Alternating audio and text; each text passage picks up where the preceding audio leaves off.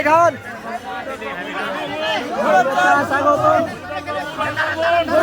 স্বাগতম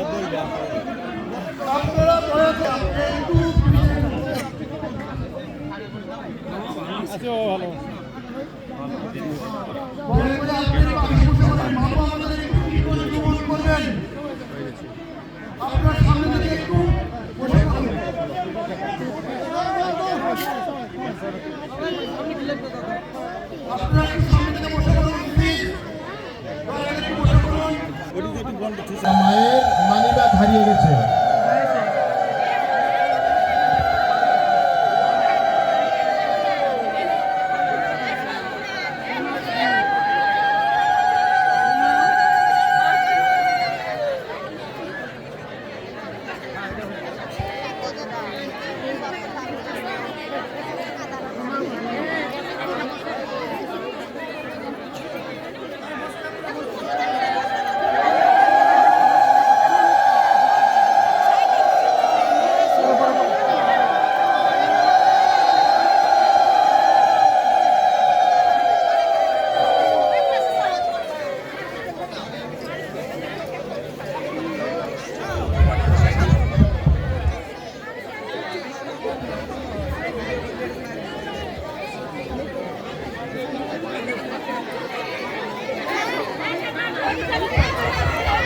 হরে কৃষ্ণ।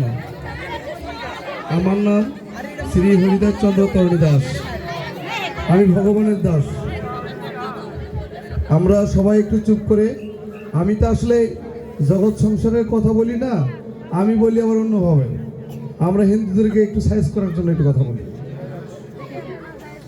আমরা এই যে সবাই মিলেমিশে যে বসে আছি, আমাদের ভিতরে যে শান্তি, আমাদের ভিতরে যে ঐক্যবদ্ধতা, সেটা কিন্তু ধরে রাখার জন্যই কিন্তু এই যুগের পর যে অনুষ্ঠানগুলো চলে আসতেছে। আমি একটা ছোট মন্দির করছি, আজকে দেখি লক্ষ লক্ষ গাড়ি, আজকে প্রায় 40,000 গাড়ি আসছে, 400 গাড়ি আসছে, বাস গাড়ি শুধু হরিদাসকে দর্শন করার জন্য। কিন্তু হরিদাস আপনাদের মাঝে চলে আসছে। আসলে আমরা সবাই চাই এই সুন্দর সনাতনীদের মাঝে নিয়ে সবাইকে নিয়ে কৃষ্ণ নাম শ্রবণ করব। আমাদের এই জমি জমা বাড়ি গাড়ি কিছুই যাবে না সাথে এই হরি নাম ছাড়া।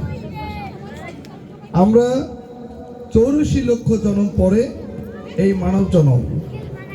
আমরা যখন বিল্ডিং করি, জমি কিনি, বাড়ি কিনি, সোনা গয়না কিনি, ওর সাথে যদি 1 লাখ টাকা বাজেট রাখি আমার মন্দিরের জন্য, তাহলে আমারই মনে হয় কষ্ট হবে না আপনাদের। 10 লাখ 20 লাখ টাকা দিয়ে আমরা মন্দির, আমরা নিজেদের বাড়িঘর করতেছি 60 বছর 70 বছর থাকার জন্য, আর যেখানে 1000 বছর থাকবো সেখানকার চিন্তা আমরা করি না।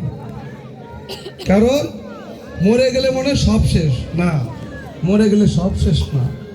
আপনার এই 60-70 বছরের যে কর্মগুলো, সেটার বিচার হবে। আমরা এই যে কীর্তনিয়া অনেক কষ্ট করে আমাদেরকে কীর্তন শ্রবণ করার সুযোগ দিচ্ছেন, কিন্তু আমরা মনোযোগ শোনার পরে বাড়িতে গিয়ে আমাদের পরিবর্তন হচ্ছে না।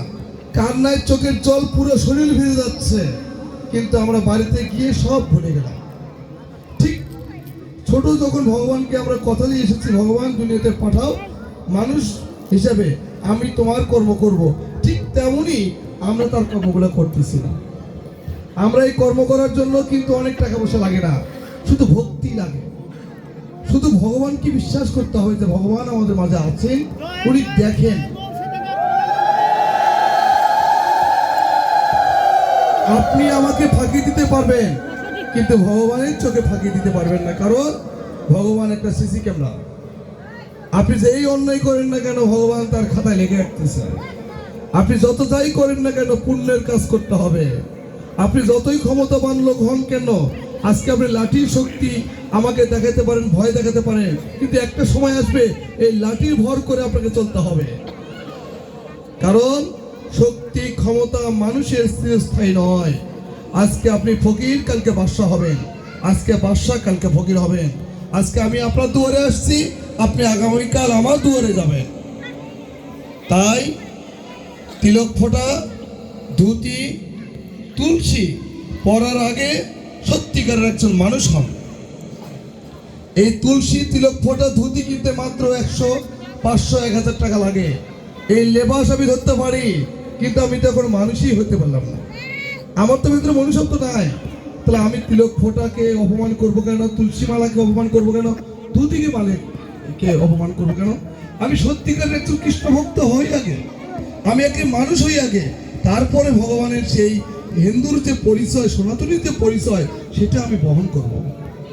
আমাকে অনেকজনই বলে, দাদা আপনি ধুতি পরেন না, তুলসী মালা গালাতেন না। আমি দেখুন, আমার ভগবান যদি আমার ভক্তি গ্রহণ করে, আমি যেদিন সাধু হব সেই দিন এই মানব জন্মের জন্য যেন উপকার করতে পারে। আমি সাধু হইলাম, আমি তিলক ফোঁটা দিলাম, বাড়িতে গিয়ে সুদের ব্যবসা করি, পরের নিন্দা করি, ছেলে মেয়েদেরকে ভিক্ষা দেই না, কোনো কিছু করি না, তাহলে কি আমার সাধুগিরি হবে? সাধু এমন সাধু হবে যেন হিন্দুদের মধ্যে যেন সেই বোঝে যে সত্যিকার সে ধার্মিক। ধার্মিক ব্যক্তিরা যদি সাধু হয়, তাহলে আমার এই সমাজটা কিন্তু সুন্দর হবে। আমরা কিছু ব্যবসার জন্য প্রভু বলি, প্রভু 20 টাকা দেন, তিলক ফোঁটা দিচ্ছি, ধুতি পরা এটা দিচ্ছি, ওটা প্রভু যাকে তাকে বলবেন না। প্রভু আমার ভগবান, আমার শ্রীকৃষ্ণ, যিনি আমাকে সৃষ্টি করেছেন, যিনি আমাকে ধ্বংস করবেন, তিনি আমার প্রভু। কিন্তু আমরা লোভে, 10 টাকা 20 টাকার লোভে আমরা ব্যবসা বাণিজ্যের জন্য প্রভু বলি। প্রভু মানে কি জানেন? চোর পাটপার নয়। প্রভু মানে আমার ভগবান, আমার স্বয়ং ভগবান শ্রীকৃষ্ণ। আমি শ্রী চৈতন্য মহাপ্রভুর একটাই কথা বলতে চাই, জাতপাত ভুলে আমরা সকল সনাতনী এক হয়ে কৃষ্ণর নাম শ্রবণ করে ঘরে ঘরে পৌঁছে দেব। কৃষ্ণের বাণীগুলো আলোয় আলোকিত হবে আমাদের জীবন। আমরা অনেক কষ্ট করি, অনেক অসুখ বিসুখ হয়, কিন্তু ভগবানের পথে থাকেন, আপনার অভাব থাকবে না। আমরা একজনের দিকে বলি, হাই ভগবান তুমি অনেক দিছো, অমুকরে তমুক দিছো, ন তার হিসাব অনেক বড়। আপনার কিছু নাই এই দুনিয়াতে, আপনার হিসাব হবে না, আপনার কোনো হিসাব হবে না। শুধু ভগবানকে বিশ্বাস করেন, সকাল সন্ধ্যা তুলসী থানে আপনি করেন, প্রণাম করেন, দেখুন ভগবান আপনাকে সুন্দর এই নদী থেকে পার করে দেবে। আপনার বিল্ডিং থাকবে, জমি জমা থাকবে, অনেক কিছু থাকবে, এইগুলোর হিসাব দিতে হবে। কিভাবে ইনকাম করছো, কিভাবে দুনিয়াতে কার টাকা মেরে তুমি এগুলো করতেছো, এই হিসাব দিতে হবে। তাই অন্যের ধন সম্পদ দেখে নিজের পাপ কামাই করবেন না। কারণ ভগবান বলছে, তুমি কেউ খায়া মরে, কেউ না খায়া মরে না। ভগবানের কাছে অনেক খাবার আছে, আমরা চাইলেই আমরা পাবো, কিন্তু এই দুনিয়ার লোভে, এই বিলাসিতার চেয়ে সুন্দর জীবন যাপন করুন। আমার ছেলে মেয়েকে ঘরে ঘরে গীতা শিক্ষা দিন, যেন আপনার ছেলে মেয়ে ধর্মান্তরিত না হয়। আপনার ছেলে মেয়ে যদি ধর্মান্তরিত হয়, আপনার পুরো গোষ্ঠী নরকে যাবে, পুরো গোষ্ঠী নরকে যাবে। আপনার মেয়ে কার সাথে মেশে, আপনার ছেলে কার সাথে মেশে, দায়িত্ব আপনাদের। আপনার মেয়ে যখন অন্য ধর্মে চলে যায়, আপনাদের সমস্যা হয় না, কিন্তু আপনার মেয়ে যখন নিম্ন গোত্রের লোকের সাথে চলে যায়, তখন আপনাদের কলিজা ফেটে বের হয়ে যায়। কেন? আমার হাত দিয়ে তো ভগবান প্রসাদ দিচ্ছে, আমার হাত দিয়ে ভগবান প্রতিদিন লক্ষ লক্ষ লোকের প্রসাদ নিচ্ছে। তাহলে আপনারা বড় গোত্রের লোক প্রসাদ নিতে চান না কেন? এটাই আপনাদের দুনিয়ার বিচার হবে আপনাদের। কারণ ভগবান আমাকে যেদিকে পাঠাইছেন, আপনাকে সেইভাবেই পাঠাইছেন। এটাই তো হওয়া উচিত। আমার বাথরুম আমি পরিষ্কার করি, সুইপারও পরিষ্কার করে, তাহলে কি ওই কার কর্ম আর আপনার কর্ম কি এক নয়? আমরা অন্যকে ঘৃণা করি, ধিক্কার দেই, অনেক অপমান করি। তাই একটা অনুরোধ করব, কোনো জাতকে নয়, কোনো বর্ণকে নয়, নিজের কর্মকে ধিক্কার জানান যে আপনি কি কর্ম করতেছেন। যদি ভালো কর্ম হয়, ভগবান আপনার কর্মকে সেই স্বর্গে সুন্দর একটা ফুলের বাগান বানায় দিবে। এই যে 60-70 বছরের মানুষের মানব জনম, কিসের এত অহংকার? কিসের যে অহংকারে আপনি মানুষকে মানুষ মনে করেন না কেন? আপনার শরীরে যা রক্ত আছে আমার শরীরেও রক্ত আছে। আমি কথা বলতেছি নিম্ন বর্ণের লোক হয়ে, আপনিও তো কথা বলতেছেন। আপনার আমার মধ্যে কি তফাৎ বলেন তো? তাই অনুরোধ করব, হিন্দু সনাতন যা ছিল যা আছে তাই থাকবে। আমার মতো হরিদাস যুগে যুগে জন্ম হবে এই হিন্দু ধর্মকে কিছু দেওয়ার জন্য। আমি গর্ব করে বলতে পারি আমি নিম্ন বর্ণের লোক হয়ে একটা মন্দির করতেছি। আপনারা নিজের বাড়ির ঘরে একটা মন্দির করুন। আমি করতেছি সবার জন্য, আপনারা নিজের জন্য করেন। নিজের গ্রামে একটা মন্দির করুন, নিজের গ্রামে একটা শ্মশান করুন সুন্দর করে, বাড়ির সামনে একটা তুলসী থান করুন, সকালবেলা সন্ধ্যাবেলা দেন। আপনার ছেলে মেয়ে ইচ্ছা চলসা বাদ দিয়ে ধর্ম কাজ করুন। রাস্তাঘাটে চায়ের দোকানে বসে না থেকে গীতা পাঠে সঙ্গ দিন। দেখুন না সুন্দর জীবন হয় কিনা, দেখেন না একটু সুন্দর জীবন পাওয়া যায় কিনা আমাদের। আমরা তা করি না। চায়ের দোকানে আড্ডা দেব, অমুকের মার্কা তমুকের মার্কা।